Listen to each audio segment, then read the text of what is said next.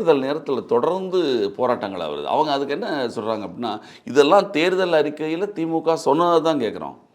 தூய்மை பணியாளர்கள் பற்றியும் அவருடைய கோரிக்கை நியாயமானது. இவங்க செவிலியர்கள் போராட்டம் நடந்தது. தொடர்ந்து போராட்டங்கள் எல்லாமே. பொதுவாக போராட்டங்கள் பண்ணுறது தான் திமுக தான் போராட்டம் பண்ணுவாங்க. இப்போ அவங்களுக்கு எதிராகவே போராட்டம் அதிகமாக நடக்குதுன்ற மாதிரி செய்திகள் வருது. அதாவது வந்து இதுக்கு முன்னாடி வந்து இவங்களுடைய அப்பா இருந்தார், கலைஞர் கருணாநிதி அவர்கள். அவருடைய டாக்டிக்ஸ் என்ன, பிரில்லியன்ட் மைண்ட் அவருக்கு. அதாவது அரசாங்க ஊழியர்கள் அப்பயும் போராட்டம் பண்ணுவாங்க. 5 ரூபா கேட்பாங்க, உடனே 2 ரூபா கொடுத்து அந்த போராட்டத்தை ஆஃப் பண்ணிவிடுவார். இவருக்கு வந்து அந்த திறமை கிடையாது. வளர்த்து விட்டு இவர் ஒவ்வொரு நித்தியம் வேடிக்கை பார்க்குறார். இன்றைக்கி வந்து இந்த தூய்மை பணியாளர்கள் இன்றைக்கி இவ்வளோ போராட்டம் பண்ணுறாங்கன்ட்டு இப்போ கூட அடைச்சி வச்சுருக்காங்களாம். எங்கே அந்த ஆலந்தூர், நம்ம ஆலந்தூர் இதில் அடைச்சி வச்சுருக்காங்களாம். 3 வேளை சாப்பாடு ஒண்டி கொடுக்கு, 3 வேளை சாப்பாடை போட்டு நீ பிரச்சனை சேர்த்துற. ஆனால் தேர்தல் வாக்குறுதியாக நம்ம திராவிட மாடல் தலைவர் அவர்கள் கொடுத்தது உண்மையா இல்லையா? நான் வந்தால் உங்கள் எல்லாரையும் பர்மனன்ட் பண்ணுவேன் அப்படின்னு நீங்கள் கொடுத்தது உண்மையா இல்லையா? கொடுத்தீங்கல்ல, கொடுத்தபடி செய்ய வேண்டியதானே. அவங்களுக்கு பர்மனன்ட் பண்ணுறதுல உங்களுக்கு என்ன பிரச்சனை? கொரோனா நேரத்துலலாம் அதை தான் சொல்ல வரேன். கொரோனா நேரத்தில் எந்த வித இதுவும் பார்க்காம, அந்த குப்பைகளை தன்னுடைய இதுவையும் பார்க்காம அவ்வளோ கஷ்டப்பட்டவங்க அந்த தூய்மை பணியாளர்கள் பாவம். அவங்களுக்கு பர்மனன்ட் போஸ்டிங் போடுறதுல இவருக்கு என்ன இருக்குன்ற.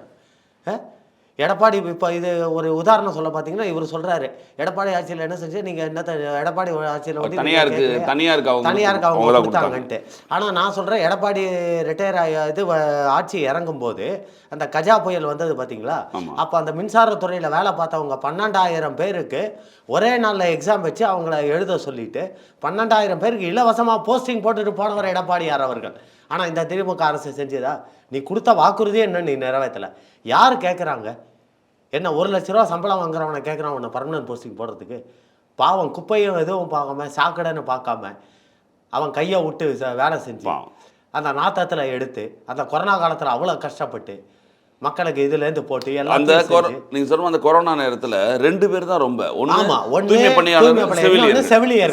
செவிலியர்கள் பார்த்தீங்கன்னா நைட் அண்ட் டே பச்சை குழந்தைய கூட வீட்டில் விட்டுட்டு அவங்க இங்கே டியூட்டி பார்த்துக்கிட்டு இருந்தாங்க. அவங்களுக்கெல்லாம் பர்மனன்ட் போஸ்டிங் போட்டால் உனக்கு என்ன கேடுங்கிறான் நான். அப்போ அவங்களுக்கெல்லாம் செய்ய மாட்டீங்க. ஏசி ரூமில் உட்காந்து ஆயா வேலை பார்க்குறவனுக்கு தான் நீங்கள் செய்வீங்க இல்லையா? அதனால் நான் என்ன சொல்ல வரேன், இந்த திமுக அரசாங்கத்தை எதிர்த்து வரப்போகிற தேர்தலில் கவர்மெண்ட் சர்வன்ட்ஸ் எல்லாருமே ஒன்று சேர்ந்து இவங்களுக்கு எதிராக சரியான ஒரு பாடத்தை புகட்டணும்.